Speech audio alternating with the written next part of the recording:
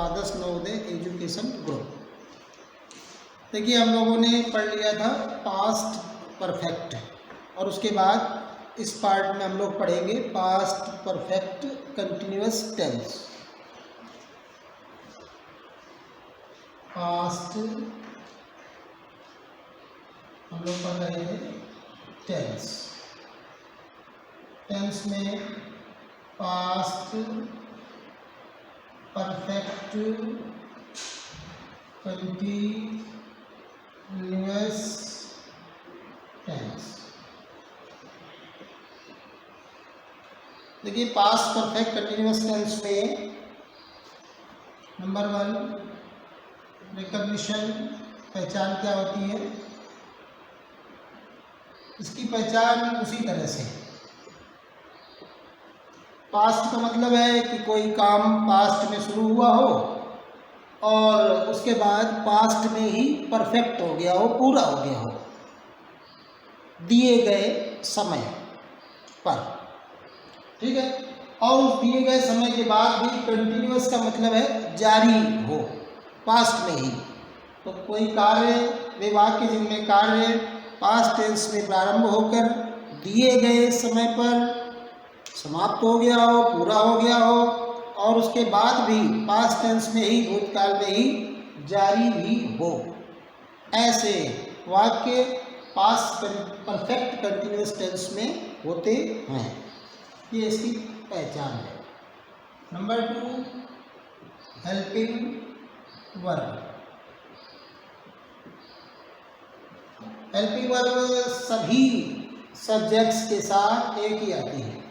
Had, been,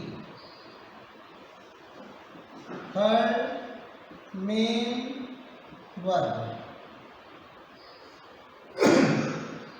main verb इसमें continuous लगा हुआ है तो मेन वर्ब आएगी फोर्थ आएगी form.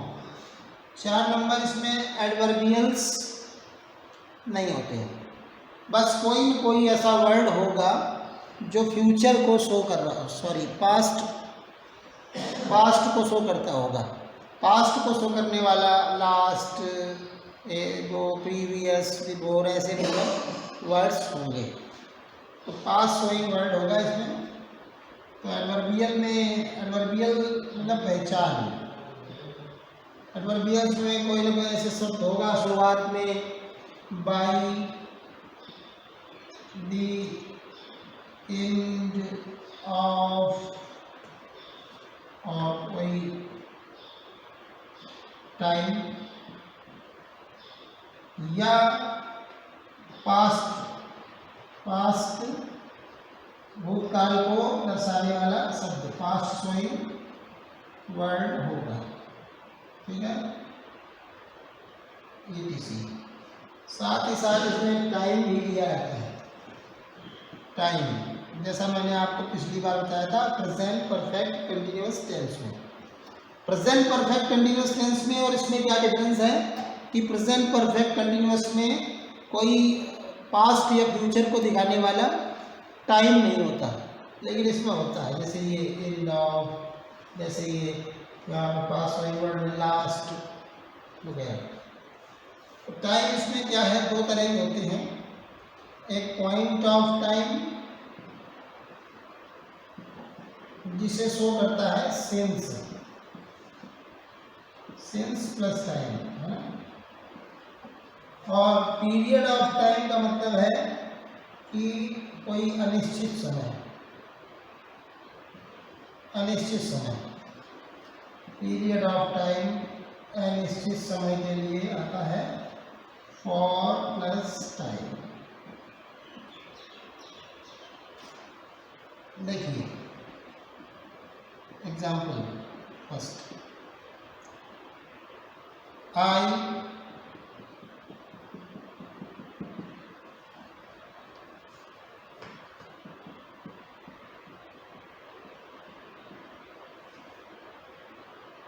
visit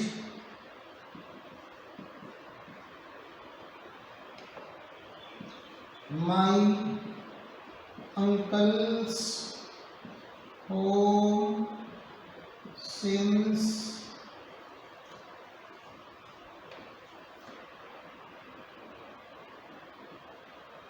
since last 5 Sundays, Sunday नहीं संडेज, 5 रविवारों से, पिछले 5 रविवारों से। तो अब इसमें आप देखिए, आपको देखना क्या है, पहले तो आपको ये देख लेना है कि सिंस या फॉर लगा है कि नहीं लगा हुआ है। फिर आपको देख लेना है कोई पास्ट का वर्ड है क्या, जैसे ये आपका लास्ट है। ये दो चीज़ें आपने देख ली, इसका मतलब इससे होता है कि ये कंटिन्यूअस टेंस है, ये परफेक्ट कंटिन्यूअस टेंस है, और लास्ट से पता चलता है कि ये पास्ट है। तो दोनों से मिलके बन गया पास्ट परफेक्ट कंटिन्यूअस टेंस। तो हैड लगा दिया, बीन लगा दिया, विजिट में आईएनजी लगा दो, विजिटिंग, ऐसा। दूसरा देखिए, by the end of January they, by the end of January they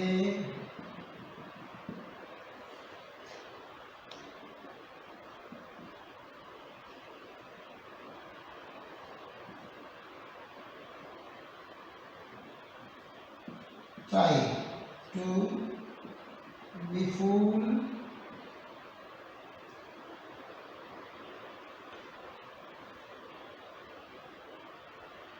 they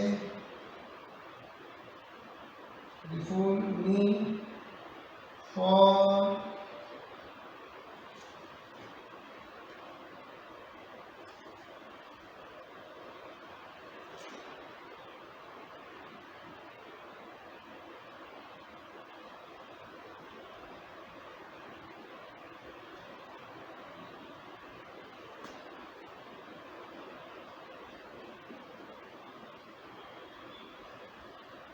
for 2 years। ठीक है, अब आप एक तो ये बाय द एंड ऑफ आ गया, फॉर 2 years भी आ गया। तो यहाँ पर क्या हो जाएगा, हैड और बीन और ट्राइंग। ठीक है, इस तरह से ये पास्ट परफेक्ट कंटीन्यूअस टेंस होता है।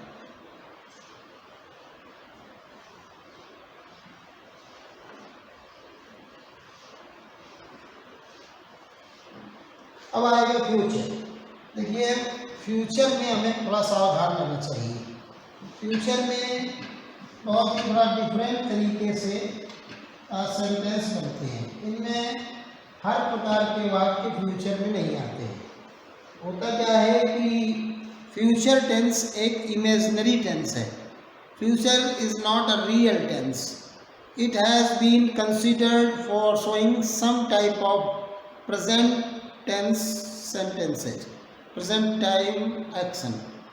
वर्तमान काल के कुछ खास प्रकार के कार्यों को ही दर्शाने के लिए फ्यूचर टेंस की इजाद की गई है, इसका आविष्कार किया गया है। वैसे फ्यूचर टाइम कुछ होता नहीं है। हमारे जो रियल टेंस हैं वो है प्रेजेंट टेंस और पास्ट टेंस। फ्यूचर टेंस एक काल्पनिक टेंस है, एक इमेजिनरी टेंस है। It is not real, it does not exist actually. वाकई में ये अस्तित्व में नहीं है, फिर भी हम देखते हैं। Future indefinite tense.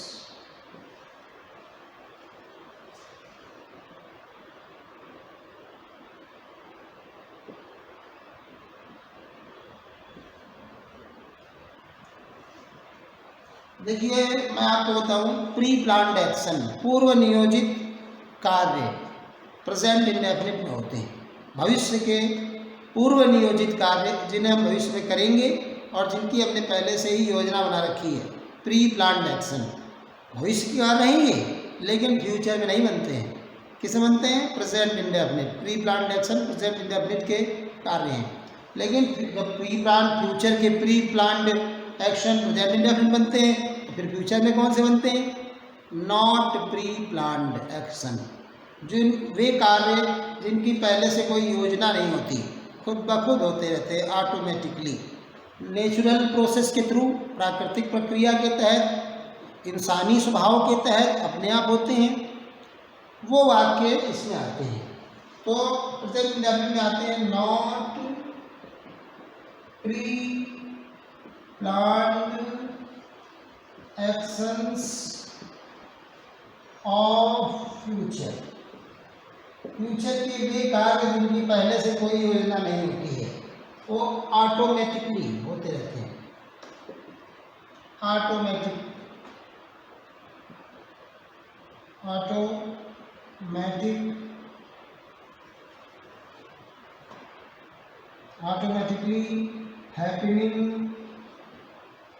happening actions due to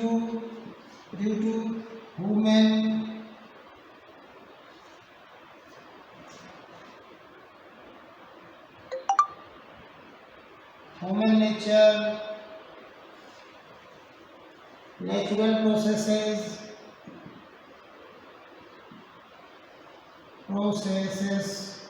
etc. अपने आप खुद ब खुद होने वाले कार्य इसमें आते हैं, खुद ब खुद होने वाले कार्य इसमें आते हैं।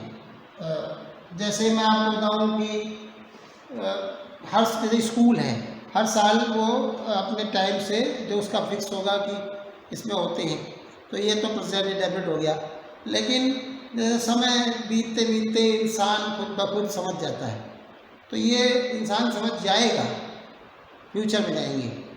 और इस तरह के जैसे पेड़ में पत्ते गिरेंगे, गर्मियाँ फिर आएंगी, है ना, बारिश होगी, ऐसे ये इस प्रकार के वाक्य प्री प्लान्ड नहीं है, नेचुरल प्रोसेस के थ्रू होते हैं, इसलिए ये वाक्य इसमें जाते हैं।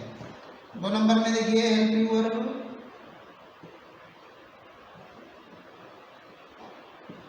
हेल्पिंग वर्ब में विल, आई, वी के साथ शैल, बाकी अदर्स के साथ विल। नॉर्मली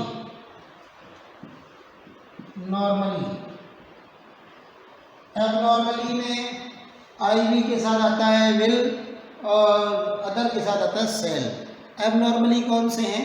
जैसे कोई चेतावनी दी जाए, कोई धमकी दी जाए, या दृढ़ निश्चय, डिटर्मिनेशन को दिखाने के लिए, और भी कुछ ऐसी जो खास चीज़ें हैं जो नॉर्मल नहीं हैं, उनके लिए आई वी के साथ विल, बाकी के साथ शैल। वैसे normally in most of cases I we have shall and others have will. Okay, very good.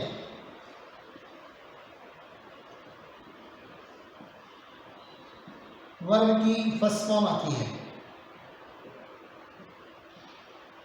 Will shall modal है, मॉडल के साथ फर्स्ट फॉर्म आती है। जब तक कि विल शैल के साथ कुछ और न जुड़े तब तक फर्स्ट फॉर्म ही मानी जाएगी।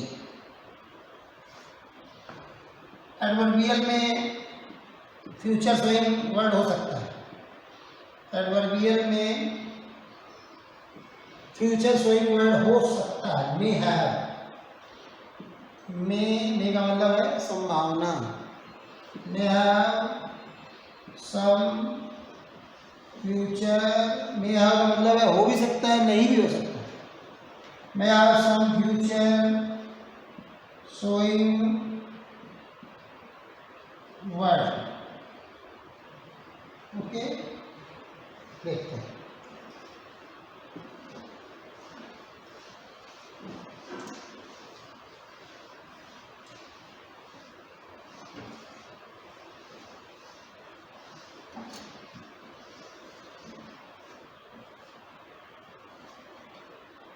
पहला दिसंबर,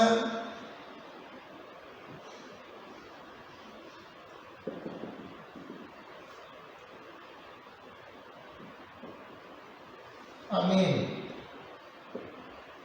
गर्मियाँ फिर आएंगी, इसका मतलब क्या है, ये अपने आप होने वाला प्रोसेस है। विल कम अगेन, इसकी कोई योजना नहीं बना सकता कोई, मतलब वुमेन या मैन मेड एक्शन नहीं है, और अपने आप होते रहते हैं, ऑटोमेटिकली होते रहते हैं। You will, U dot dot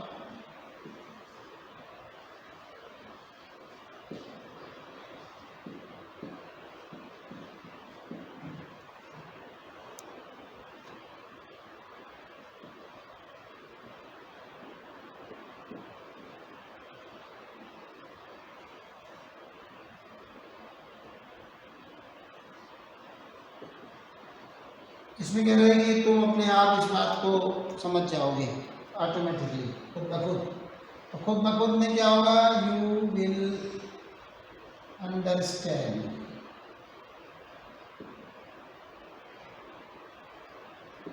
इस प्रकार के वाक्य जो अपने आप होते हैं, the tree will laden,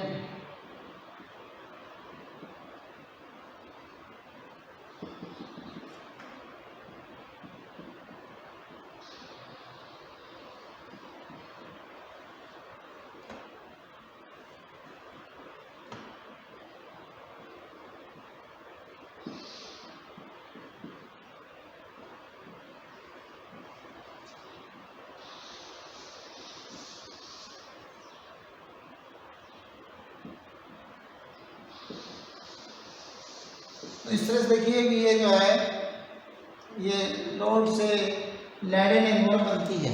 load तो होता है बोझ, वर्ब भी होती है, तो इसमें इससे वर्ब बनती है लैडन। लैडन माने होता है लद जाना, बढ़ जाना। गैस को लैडन नहीं रखना। तो इस प्रकार से आपने वाक्य देख लीजिए, खुद ब खुद होते हैं, अपने आप होते हैं, अपने स्वभावता होते हैं, प्री प्लान नहीं होते हैं, वो आपके इस टेंस में जाते हैं। 10 फ्यूचर कंटिन्यूअस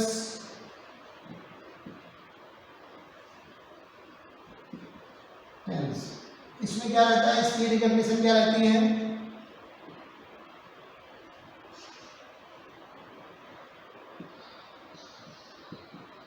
इसकी रिकॉग्निशन में क्या होता है कि काम तो प्रेजेंट में ही शुरू होता है, पास्ट में शुरू होता है और आगे फ्यूचर में जाता है, और फ्यूचर में जाने के साथ साथ हम इसमें भी वही, कोई प्री प्लान नहीं होता है, काम किसी इरादे के तहत नहीं होते हैं, ना पूर्व नियोजित होते हैं, इनको करने में कोई इरादा नहीं होता।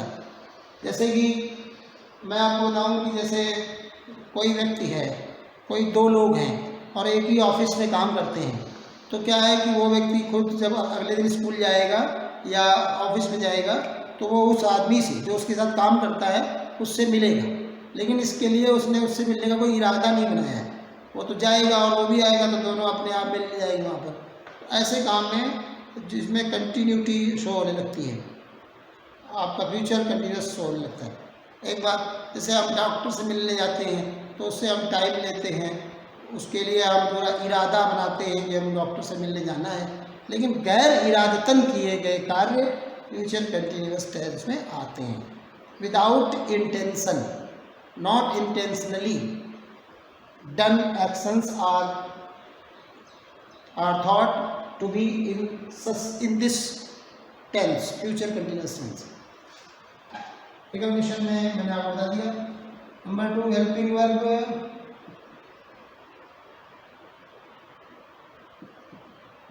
हेल्पिंग वर्ब फ्यूचर को समझना थोड़ा सा जरूरी। हर वाक्य जिसमें गा गी के लगा हुआ है वो फ्यूचर में नहीं होता है। आई बी के साथ शैल बी, अदर्स के साथ विल बी। देखिए मैंने आपको प्रेजेंट और पास्ट में एडवर्बियल्स बताए थे कि ये वर्ड आ गया, नाउ आ गया तो कौन सा टेंस है, ये है आपका प्रेजेंट कंटिन्यूअस। ऑलरेडी आ गया तो कौन सा है, परफेक्ट टेंस है। इस तरह के शब्द नहीं आते फ्यूचर में।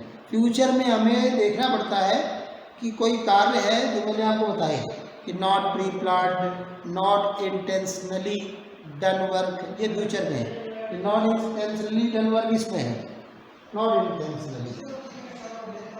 नॉट इंटेंशनली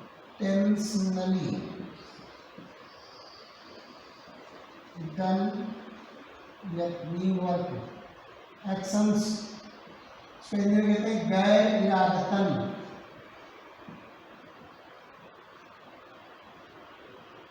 गैर इरादतन, गैर इरादा, इरादा नहीं होना कि बिना विदाउट इंटेंशन, इस इरादा कहते हैं।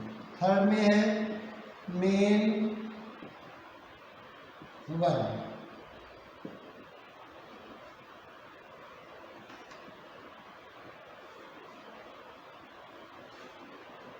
चौथा इसमें एडवर्ब होते नहीं है, तो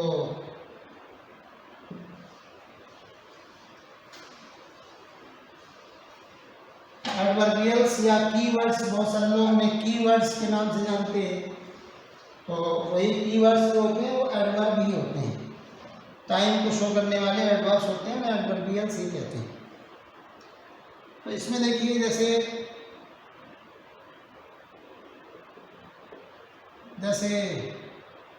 आई शैट,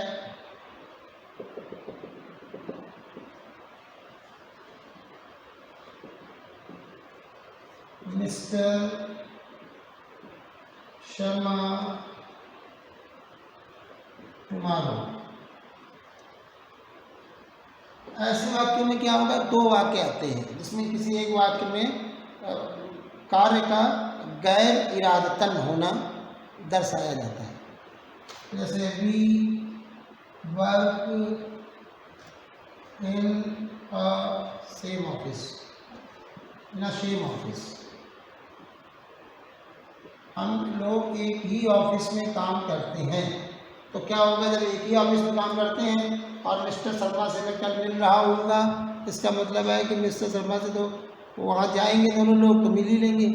इस तरह से वहाँ पर कोई इरादा नहीं है, तो आई के साथ आ जाएगा शैल, बी आ जाएगा और मीटिंग हो जाएगा।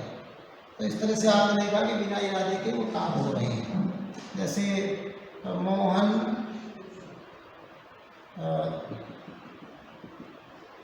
Travel with my brother on 5th January, they are going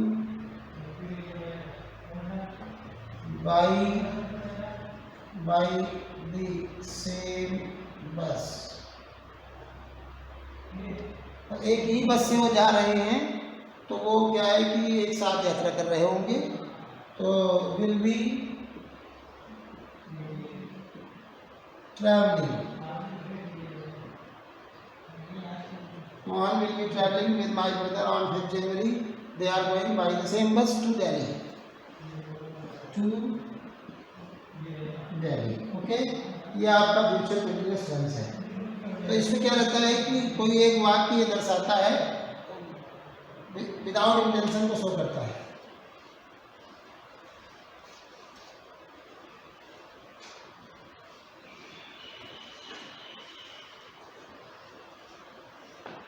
अब इसमें क्या है कि जो थर्ड है, जो 11th है, वो है फ्यूचर परफेक्ट टेंस है। इसमें क्या होता है, इसमें एक्शन स्टार्ट होता है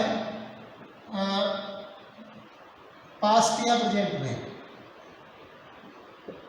तो पास्ट में शुरू होता है लेकिन वो खत्म होता है, समाप्त होता है फ्यूचर में, पूरा होता है फ्यूचर में जाकर।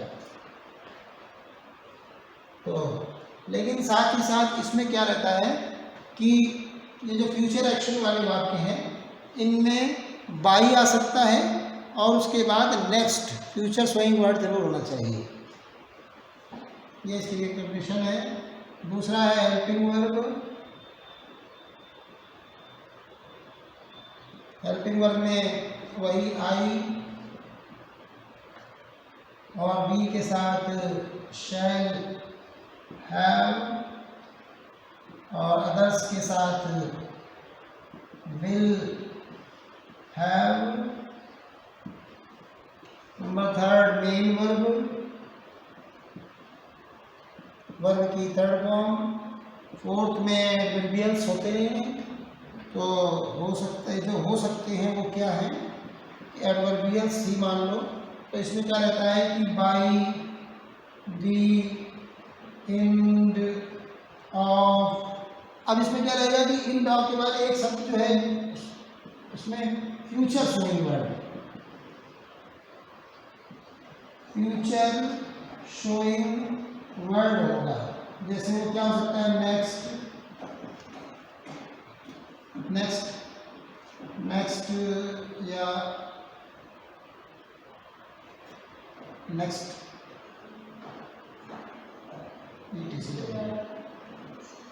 वर्ड और प्लस टाइम। ये हो सकता है सिस्टम, जैसे by the end of next year I complete माई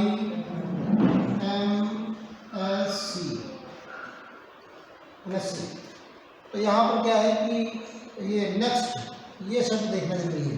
और बाई जो है ना, ये परफेक्ट को दिखाता है। बाई द इंड ऑफ ये परफेक्ट दिखाता है, और ये जो नेक्स्ट है ये दिखाता है फ्यूचर को, future perfect. Shall have completed. मैं आपको शॉर्ट एंड स्वीट बताऊंगा, फालतू की उसमें लंबी चौड़ी चीज़ें बताने का फायदा नहीं है। और फ्यूचर को हर सेंटेंस फ्यूचर में नहीं होता। एक तो ये तरीका है, इसका एक और देख लीजिए, दे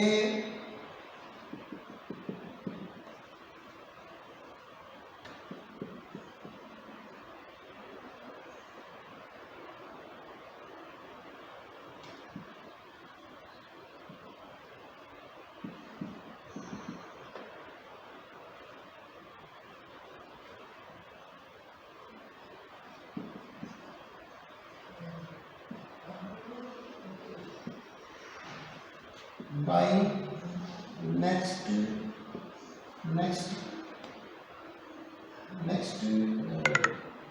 Monday।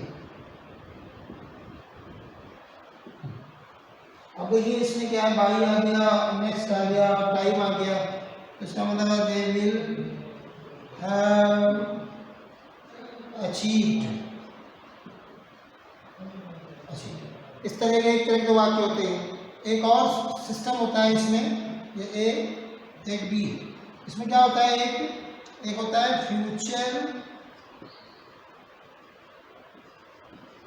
परफेक्ट टेंस प्लस, यहाँ पर हो सकता है आपको मिल जाए बिफोर, आफ्टर,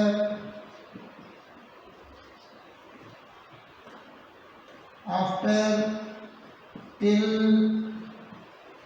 अनटिल। और दूसरी तरफ हो प्रेजेंट इंडेफिनिट, दूसरी तरफ प्रेजेंट इंडेफिनिट। तो यहाँ पर होता क्या है कि अगर एक तरफ प्रेजेंट इंडेफिनिट है और वाक्य में कहीं भी बिफोर, आफ्टर, टिल, अनटिल जैसे शब्द हैं, तो आपका दूसरी तरफ का जो वाक्य है वो फ्यूचर परफेक्ट में ही होगा।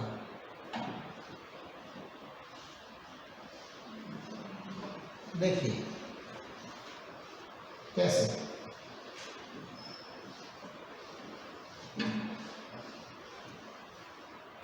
वाक्य देखिए,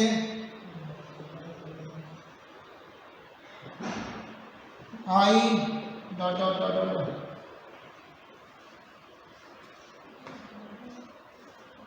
हेल्प them before